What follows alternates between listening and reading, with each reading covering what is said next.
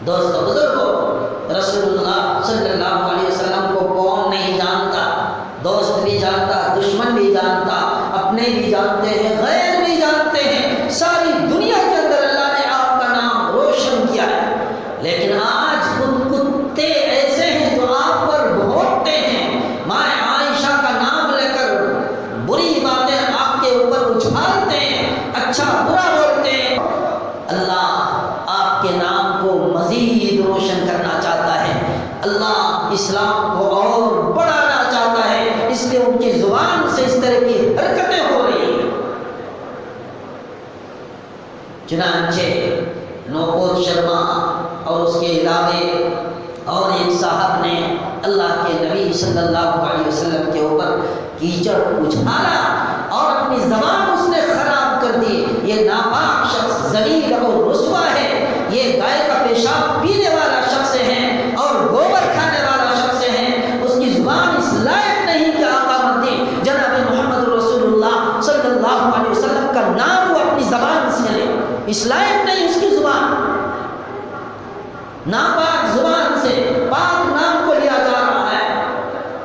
دوستو بزرگوں، لیکن آج دنیا کے اندر اس نے دو بول بول کر تہلکہ مچا رکھا ہے، اور ہم ہیں کہ سو رہے ہیں، ہمیں شرم نہیں۔ امت محمدیہ میں ہونے کے بعد بھی ناموں سے رسالت صلی اللہ علیہ وسلم اور ہماری ذمہ داری اس سلسلے میں کیا ہے، ہمیں اس کا احساس تک نہیں ہے۔ ایسے لوگوں کا انجام کیا ہونا چاہیے، ایسے لوگوں کو سزا کیا ملنی چاہیے۔ نبی کریم صلی اللہ علیہ وسلم کے زمانے میں بھی ایسے لوگ موجود تھے جو آپ علیہ السلام کے اوپر کیچڑ اچھالتے تھے، تو ان کی سزا اس وقت کیا دے گی؟ غور سے سنیے، اسلامی تاریخ کا مطالعہ کیجیے، پڑھیے کتابوں کو، تب بات معلوم ہوگی کہ اسلام کیا ہے۔ ہم نے اسلام کو اپنوں تک محدود کر لیا، اپنے تک محدود کر دیا۔ مسلمانوں کی صرف دعوت و تبلیغ کر رہا ہے، غیروں تک اسلام پہنچا نہیں، اس لیے غیروں نے اسلام کو سمجھا نہیں۔ سنیے، عبداللہ بن ابی عتیق ایک صحابی رسول ہے، عشق کا کتنا نرالا اور پیارا اور انوکھا انداز اختیار کیا۔ پیارے حبیب صلی اللہ علیہ وسلم مدینے میں ہیں، مسجد نبوی کے صحن کے اندر تشریف فرما ہیں، صحابہ بھی جمع ہو کر ہیں، صحابہ کی طرف مخاطب ہو کر آپ فرماتے ہیں، ارے تمہیں کیا ہو گیا ہے؟ اے لوگوں، اے صحابیوں، تمہیں کیا ہو گیا ہے کہ مجھے فلاں شخص جس کا نام کعب بن اشرف ہے گالیاں دیتا ہے، برا بھلا کرتا ہے، تم خاموش بیٹھے ہو، تم اپنے کاموں کے اندر لگے ہو، یہ مجھے گالیاں دے رہا ہے اور مجھے برا بھلا کرتا ہے، تم خاموش بیٹھے ہو۔ کئی بار ان الفاظ کو آپ علیہ السلام نے دہرایا، اس کے بعد فرمایا کہ تم خاموش بیٹھے ہو، یاد رکھو کہ جو شخص اس شخص کو انجام تک پہنچا دے، اس شخص کو انجام تک پہنچا دے، اس کے لیے میں جنت کی ضمانت دیتا ہوں۔ کون کہہ رہے ہیں؟ ساری کائنات کے سردار جناب محمد رسول اللہ صلی اللہ علیہ وسلم کہ اس شخص کو جو انجام تک پہنچا دے اس کی ضمانت لیتا ہوں میں، جنت کے اندر وہ داخل ہوگا۔ بڑے بڑے صحابہ مجمع کے اندر بیٹھے ہیں، سب سن رہے ہیں، ہر ایک کے دل کے اندر سننے کے بعد خواہش پیدا ہوئی کہ میں اس شاتم رسول کو قتل کروں، میں اس رسول اللہ کے گالی دینے والے کو قتل کروں، ہر ایک کے دل کے اندر خواہش پیدا ہوئی۔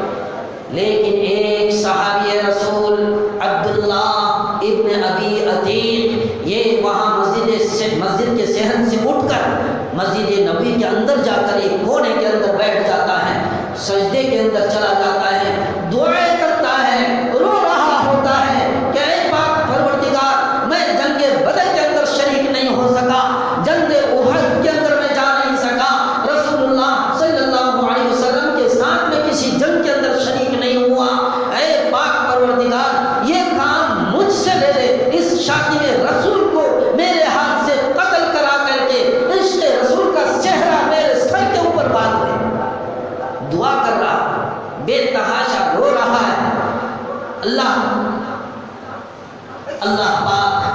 پاس یہ دعا آسمان کو چیرتی ہوئی پہنچتی ہے، اللہ قبول فرماتے ہیں ان کی دعا کو، اور یہ مسجد نبی کے کونے سے باہر نکلتا ہے اور گھر جا کر ایک چھوٹا سا خنجر اپنے ہاتھ کے اندر لیتا ہے، صبح کو نکلتا ہے، مدینے سے باہر نکلتا ہے۔ کوئی کہتا ہے کہ کعب بن اشرف کا گھر اور اس کا محل یہاں سے 2 میل کے فاصلے کے اوپر ہے، آپ پتہ کرتے کرتے ان کے محل کے پاس پہنچ جاتے ہیں، کعب بن اشرف کے گھر پہنچ جاتے ہیں، دروازہ کھلا ہوا ہوتا ہے، واچ مین بیٹھا ہے، لیکن آپ ڈائریکٹ گھر کے اندر چلے جاتے ہیں تو ایسا محسوس ہوتا ہے واچ مین کو یہ کوئی جو ہے معذور مسافر ہے، کسی ضرورت سے آیا ہوگا، چنانچہ دھیان نہیں دیتا۔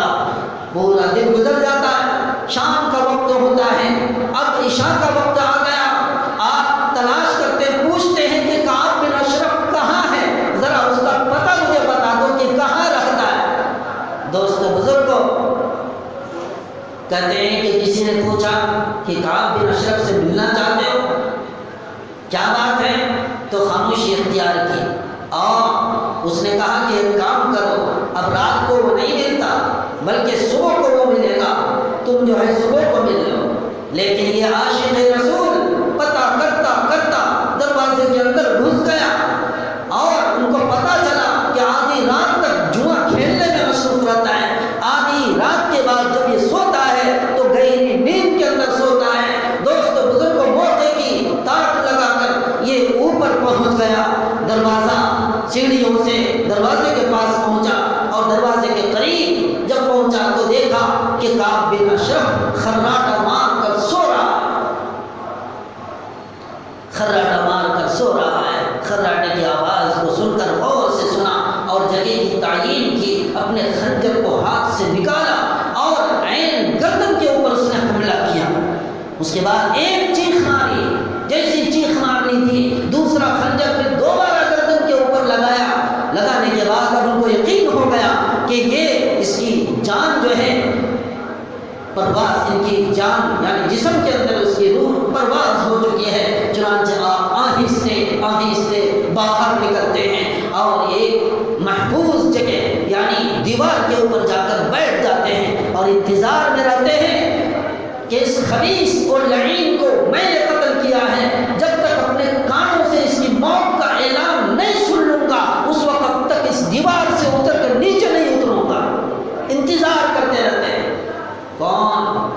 یہ صحابی رسول عبداللہ بن ابی عتیق رضی اللہ تعالی عنہ، اللہ پاک آپ کے درجات کو بلند فرمائے۔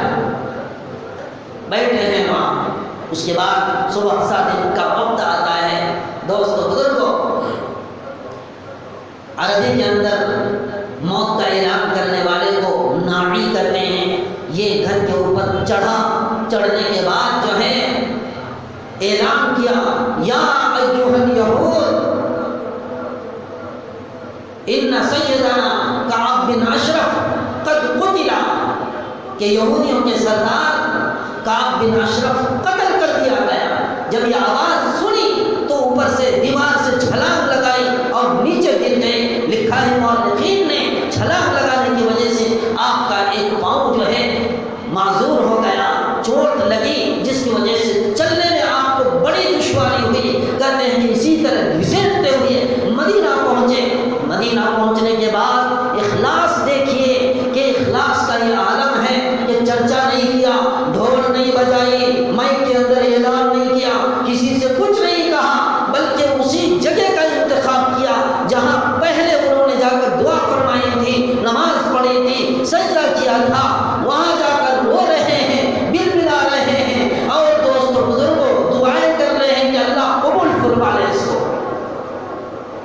اللہ کے نبی صلی اللہ علیہ وسلم تشریف لائے، نماز کا وقت تھا، غالباً نماز آپ نے پڑھ لی ہوگی۔ نماز سے فارغ ہونے کے بعد مصلی پر بیٹھے ہیں تو کہتے ہیں کہ رسول اللہ کے چہرے کے اوپر پسینے کے قطرے نمایاں نظر آ رہے ہیں۔ صحابیوں نے یہ دیکھ کر کہا کہ اللہ کے نبی کے اوپر وحی آ رہی ہے، سب خاموش ہو گئے اور جمع ہو گئے۔ تھوڑی دیر کے بعد اللہ کے نبی صلی اللہ علیہ وسلم عبداللہ ابن ابی عتیق کو بلاتے ہیں کہ کہاں ہے، بلاؤ۔ حضرت جبرائیل امین تشریف لائے تھے اور انہوں نے حضرت عبداللہ بن ابی عتیق کو آسمان سے آ کر اللہ کی طرف سے سلام سنایا کہ انہوں نے کعب بن اشرف جو یہودیوں کا سردار تھا ان کو قتل کر دیا، اس لیے اللہ پاک ان کو سلام پیش کرتے ہیں۔ چنانچہ عبداللہ بن عتیق رضی اللہ تعالی عنہ تشریف لاتے ہیں اس حال میں کہ آپ کے آنکھوں سے آنسو جاری ہے۔ اس کے بعد کہتے ہیں یا رسول اللہ میرے لیے قبولیت کی دعا فرما دیجئے، اتنا بڑا کارنامہ انجام دیا، کوئی چرچا نہیں، کوئی اعلان نہیں، رسول اللہ کو وحی کے ذریعے سے بتایا جا رہا ہے کہ کعب بن اشرف کا کام تمام کر دیا گیا۔ تو دوست بزرگوں، ایسے ظالم، ایسے لعنت اللہ کی ایسے لوگوں کی سزا صرف ہی قتل، ایسے لوگوں کی سزا عمر قید ہے، ہم تو کام نہیں کر سکتے، اس لیے کہ یہ مسلمانوں کا ملک نہیں ہے، لیکن ہمارے لیے قانون ہے۔ قانون کے اعتبار سے ہم حکومت کے اوپر دباؤ ڈال سکتے ہیں کہ جس نے نبی کے اوپر کیچڑ اچھالیا، گالیاں دی، ہم سب کی ماں کو برا بھلا کہا، ایسے لوگوں کی سزا کیا ہونی چاہیے؟ حکومت اس سزا کو دے سکتی ہے۔ یہ عشق رسول ہے جو اللہ کے نبی صلی اللہ علیہ وسلم کے ناموس کے اوپر اپنی جان کو قربان کرنے کے لیے تیار رہتا ہے، اسے عاشق رسول کہتے ہیں۔ ایسا ہی شخص اصل میں عاشق رسول ہے۔ اللہ سے دعا فرمائے کہ اللہ ہم سب کو عاشق رسول بنا دے۔ آج عاشق رسول بھانگ کھانے والا، عاشق رسول موٹی موٹی تسبیحوں کے دانے گلے کے اندر لگا لینے والا، عاشق رسول لوگوں کے ساتھ غیر غلط طریقے سے پیش آنے والے، عاشق رسول نعرہ بلند کرنے والا، اور اچھوں کی سچوں کی جو حقیقت ہے ہم اس سے کوسوں دور ہو گئے، اس لیے اللہ ہمارے اوپر لعنت برسا رہا ہے، اللہ ہمیں تکلیف کے اندر مبتلا کر رہا ہے۔ اس تکلیف سے نجات کی یہی ایک صورت ہے کہ ہم اللہ کے نبی سے سچی محبت کریں، سچا عشق کریں، اللہ کے نبی کے لیے مر مٹنے والا بنیں، اللہ کے نبی کی سنتوں کے اوپر عمل کرنے والا بنیں، جیسا کہ اللہ نے اس چھوٹی سی سورت کے اندر فرمایا کہ ہم نے تجھ کو خیر کثیر عطا فرمایا، لہذا اس کے شکرانے کے طور پر اپنے رب کے لیے نماز پڑھ اور قربانی کر۔ قربانی بھی کوئی معمولی چیز نہیں، آپ دم کٹے نہیں بلکہ ان شانیہ کا، آپ کا دشمن جو ہے یہ دم کٹا ہے، یہ ذلیل اور رسوا ہے، یہ ابتر ہے، ان شانیہ کا هو الابتر۔